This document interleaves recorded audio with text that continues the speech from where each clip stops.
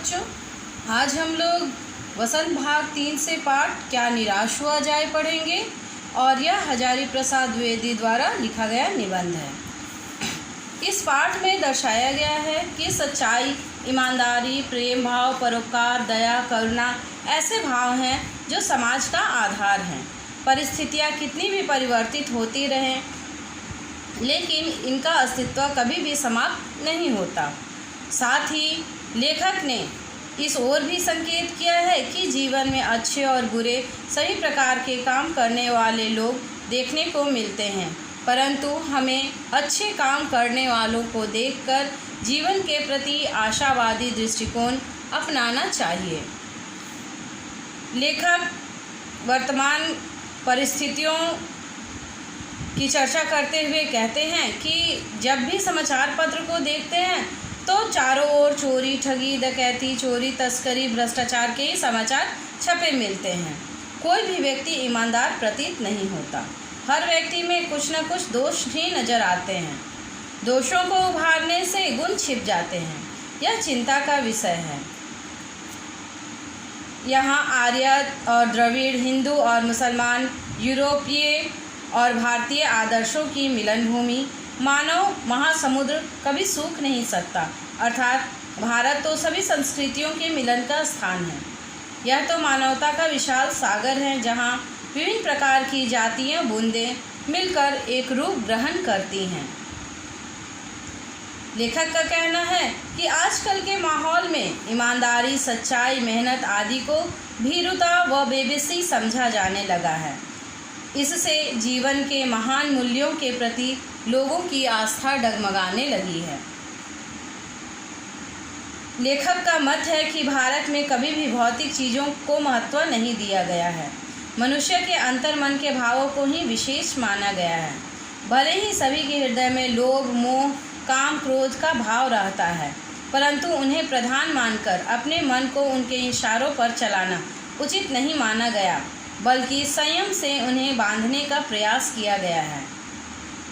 लेकिन जब कभी इनकी आवश्यकता पड़ जाए तो इनका प्रयोग किया ही जाता है, जैसे बीमार हेतु दवा आवश्यक होती है।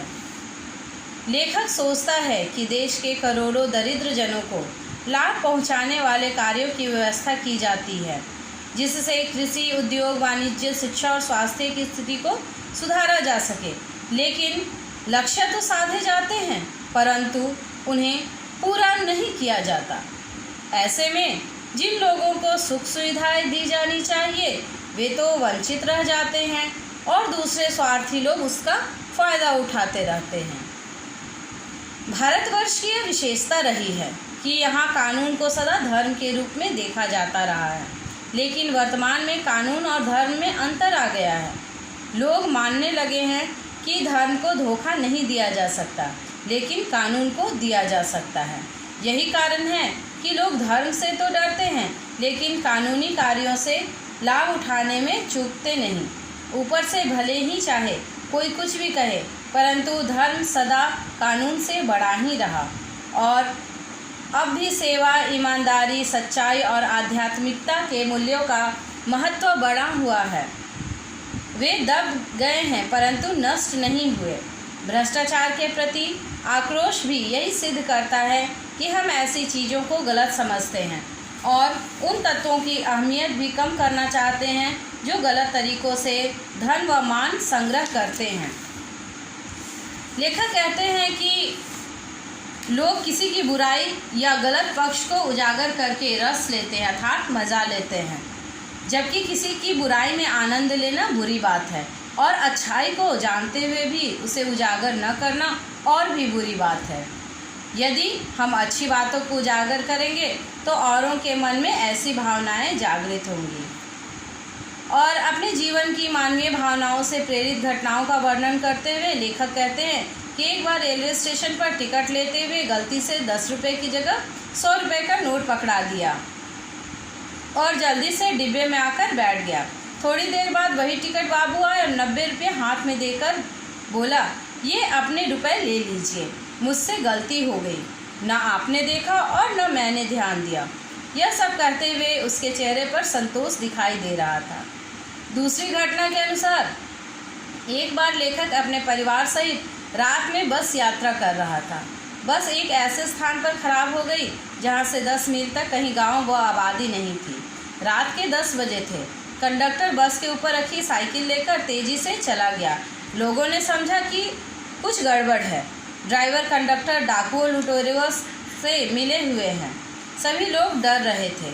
लगभग 1.5 घंटे के बाद कंडक्टर दूसरी खाली बस लेकर आया। साथ में एक लोटा दूध भी लेखक के बच्चों के लिए ले आया, क्योंकि उसने यात्रियों के बच्चों को भूख के कारण रोते देखा था। यह देख सबकी जान में जान आई। इन दोनों घटनाओं के आधार पर लेखक ने बताया है कि चाहे ऐसी घटनाएं कम ही होती हों, परंतु संख्या की दृष्टि से कम होने पर भी जीवन आस्था की दृष्टि से बहुत मूल्यवान और प्रभावकारी हैं। ऐसी घटनाएं हमें आस्थावान और आशावादी बनाती हैं। लेखक का मानना है कि कई बार जीवन में ठगा भी गया हूँ, धोखा भी खाया हूँ, कुछ विश्वासघात भी सहा है, लेकिन यदि जीवन में खुश रहना है तो आशावान बनना चाहिए। अंत में लेखक इस परिणाम पर पहुंचता है कि मनुष्य की बनाई नीतियां गलत नतीजे तक पहुंच रही हैं और इनमें बदलाव करना होगा और सही परिणामों की ओर बढ़ना होगा। इस हेतु बढ़ना है। आत्मविश्वास व निराश होने की आवश्यकता नहीं।